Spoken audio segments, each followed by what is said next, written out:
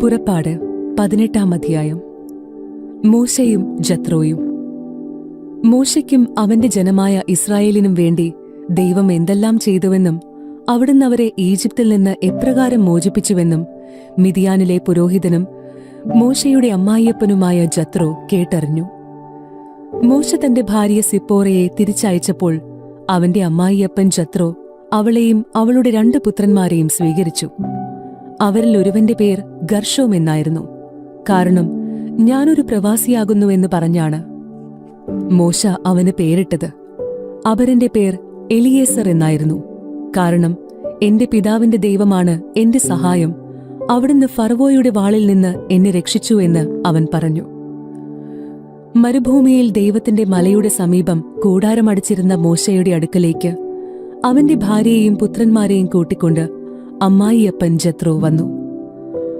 ഒരുവൻ വന്ന് മോശയെ അറിയിച്ചു, നിന്റെ അമ്മായിയപ്പൻ ജത്രോ നിന്റെ ഭാര്യയോടും അവളുടെ 2 പുത്രന്മാരോടും കൂടെ വന്നിരിക്കുന്നു. മോശ ഉടനെ തന്റെ അമ്മായിയപ്പനെ സ്വീകരിക്കാൻ പുറത്തേക്ക് വന്നു. അവൻ ജത്രോയെ നമസ്കരിക്കുകയും ചുംബിക്കുകയും ചെയ്തു. കുശലപ്രശ്നത്തിനു ശേഷം അവർ കൂടാരത്തിനുള്ളിലേക്ക് പോയി. ഇസ്രായേൽക്കാർക്കു വേണ്ടി ഫറവോയോടും ഈജിപ്തുകാരോടും കർത്താവ് ചെയ്ത കാര്യങ്ങളും വഴിയിൽ വെച്ച് തങ്ങൾക്ക് നേരിട്ട പ്രയാസങ്ങളും കർത്താവ് നൽകിയ സംരക്ഷണവുമെല്ലാം മോശ അമ്മായിയപ്പനോട് വിവരിച്ചു പറഞ്ഞു. കർത്താവ് ഈജിപ്തുകാരിൽ നിന്ന് ഇസ്രായേലിനെ മോചിപ്പിച്ച് അവർക്ക് ചെയ്ത നിരവധി നന്മകളെക്കുറിച്ച് ജത്രോ ആഹ്ലാദിച്ചു. അവൻ പറഞ്ഞു, ഈജിപ്തുകാരിൽ നിന്നും ഫറവോയിൽ നിന്നും നിങ്ങളെ രക്ഷിച്ച കർത്താവ് വാഴ്ത്തപ്പെട്ടവനാകുന്നു. കർത്താവ് സകല ദേവന്മാരെയുംക്കാൾ വലിയവനാണെന്ന് ഇപ്പോൾ ഞാൻ മനസ്സിലാക്കുന്നു.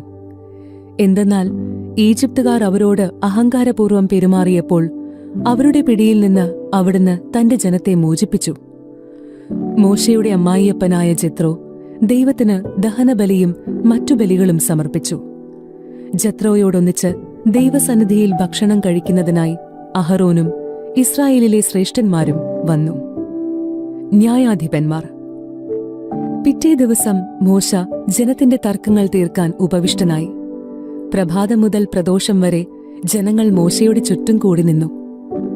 മോശ തന്റെ ജനത്തിനു വേണ്ടി ചെയ്യുന്നതെല്ലാം കണ്ടപ്പോൾ അമ്മായിയപ്പനായ ജത്രോ അവനോട് ചോദിച്ചു, നീ ജനത്തിനു വേണ്ടി ചെയ്യുന്നതെന്താണ്? രാവിലെ മുതൽ വൈകുന്നേരം വരെ ജനമെല്ലാം നിന്റെ ചുറ്റും കൂടി നിൽക്കാൻ ഇടയാക്കത്തക്ക വിധം നീ ഇവിടെ ഒറ്റയ്ക്കിരിക്കുന്നതെന്തുകൊണ്ട്? മോശ പറഞ്ഞു, ദൈവഹിതമറിയാനായി ജനം എന്നെ സമീപിക്കുന്നു. എന്തെങ്കിലും തർക്കമുണ്ടാകുമ്പോൾ അവർ എന്റെ അടുക്കൽ വരുന്നു. ഞാൻ അവരുടെ കലഹങ്ങൾ തീർക്കുന്നു. ദൈവത്തിന്റെ ചട്ടങ്ങളും നിയമങ്ങളും അവരെ പഠിപ്പിക്കുകയും ചെയ്യുന്നു. അപ്പോൾ അവൻ പറഞ്ഞു, നീ ചെയ്യുന്നത് ശരിയല്ല. നീയും നിന്റെ കൂടെയുള്ള ജനങ്ങളും ക്ഷീണിച്ച് വിവശരാകും. ഇതു ഭാരമേറിയ ജോലിയാണ്. തനിയെ ഇത് ചെയ്യാൻ നിനക്ക് സാധിക്കുകയില്ല. ഞാൻ പറയുന്നത് കേൾക്കുക. ഞാൻ നിനക്കൊരു ഉപദേശം നൽകാം. ദൈവം നിന്നോട് കൂടെ ഉണ്ടായിരിക്കട്ടെ. നീ ദൈവത്തിന്റെ മുൻപിൽ ജനങ്ങളുടെ പ്രതിനിധിയായിരിക്കണം. അവരുടെ തർക്കങ്ങൾ അവിടുത്തെ അറിയിക്കണം. അവരെ ചട്ടങ്ങളും നിയമങ്ങളും പഠിപ്പിക്കണം. അവർ ചരിക്കേണ്ട മാർഗവും അനുഷ്ഠിക്കേണ്ട കർത്തവ്യങ്ങളും അവർക്ക് നിർദ്ദേശിച്ചു കൊടുക്കണം. കഴിവും ദൈവഭയമുള്ളവരും സത്യസന്ധരും കൈക്കൂലി വെറുക്കുന്നവരുമായ ആളുകളെ ജനത്തിൽ നിന്ന് തിരഞ്ഞെടുത്ത് അവരെ 1000ഉം 100ഉം 50ഉം 10ഉം വീതമുള്ള ഗണങ്ങളുടെ അധിപന്മാരായി നിയമിക്കുക. അവരെല്ലായ്പ്പോഴും ജനങ്ങളുടെ തർക്കങ്ങൾക്ക് തീർപ്പ് കൽപ്പിക്കട്ടെ. വലിയ കാര്യങ്ങൾ നിന്നെ ഏൽപ്പിക്കുകയും ചെറിയവ അവർ തന്നെ തീരുമാനിക്കുകയും ചെയ്യട്ടെ. അങ്ങനെ അവർ നിന്നെ സഹായിക്കുമ്പോൾ നിന്റെ ജോലി എളുപ്പമാകും. ഇത് ദൈവകൽപ്പനയാണെന്ന് ഗ്രഹിച്ച് ഇപ്രകാരം പ്രവർത്തിച്ചാൽ ജോലി നിർവിഘ്നം തുടരാൻ നിനക്ക് സാധിക്കും. ജനങ്ങൾ സംതൃപ്തരായി തങ്ങളുടെ വസതികളിലേക്ക് മടങ്ങുകയും ചെയ്യും. മോശ അമ്മായിയപ്പന്റെ ഉപദേശം കേട്ട് അതനുസരിച്ച് പ്രവർത്തിച്ചു. മോശ ഇസ്രായേൽക്കാരിൽ നിന്ന് സമർത്ഥരായ ആളുകളെ തിരഞ്ഞെടുത്ത് 1000ഉം 100ഉം 50ഉം 10ഉം വീതമുള്ള ഗണങ്ങളുടെ മേൽ അവരെ അധിപന്മാരായി നിയമിച്ചു. അവർ എല്ലായ്പ്പോഴും ജനങ്ങളുടെ ഇടയിൽ നീതി നടത്തി. സുപ്രധാനമായ കാര്യങ്ങൾ മോശയെ ഏൽപ്പിച്ചു. ചെറിയ കാര്യങ്ങൾ അവർ തന്നെ തീരുമാനിച്ചു.